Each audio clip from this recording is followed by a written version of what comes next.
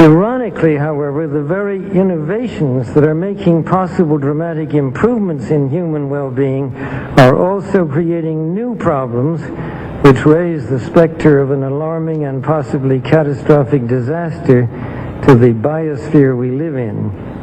And herein lies the dilemma that we all face. Let me illustrate. Improved public health has caused the world's infant mortality rate to decline by 60% over the last 40 years. In the same period, the world's average life expectancy has increased from 46 years in 1950s to 63 years today.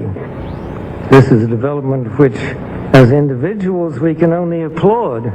However, the result of these positive measures is a world population that has risen during the same short period of time geometrically to almost 6 billion people and could easily exceed 8 billion by the year 2020.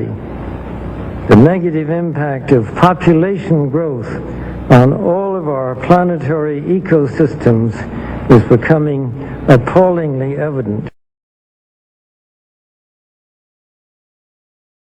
The rapid growing exploitation of the world's supply of energy and water is a matter of deep concern, and the toxic byproducts of widespread industrialization have increased atmospheric pollution to dangerous levels.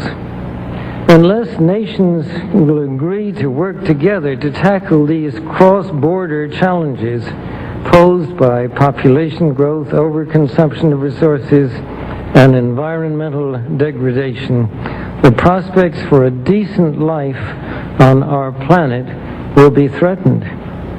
The recent UN meeting in Cairo is appropriately focused on one of these key issues, population growth.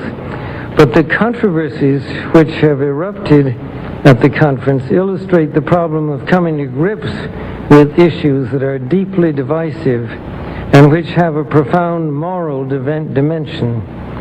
The United Nations can and should play an essential role in helping the world find a satisfactory way of stabilizing world population and stimulating economic development in a manner that is sensitive to religious and moral considerations.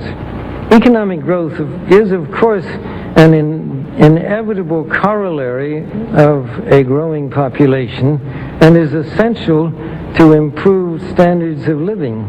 But without careful coordination, unrestrained economic growth poses further threats to our environment. This was a major subject of discussion at the conference in Rio de Janeiro on the environment 2 years ago. The focus then was on sustainable growth and global development. It was pointed out at the conference that growth is most efficiently managed by the private sector.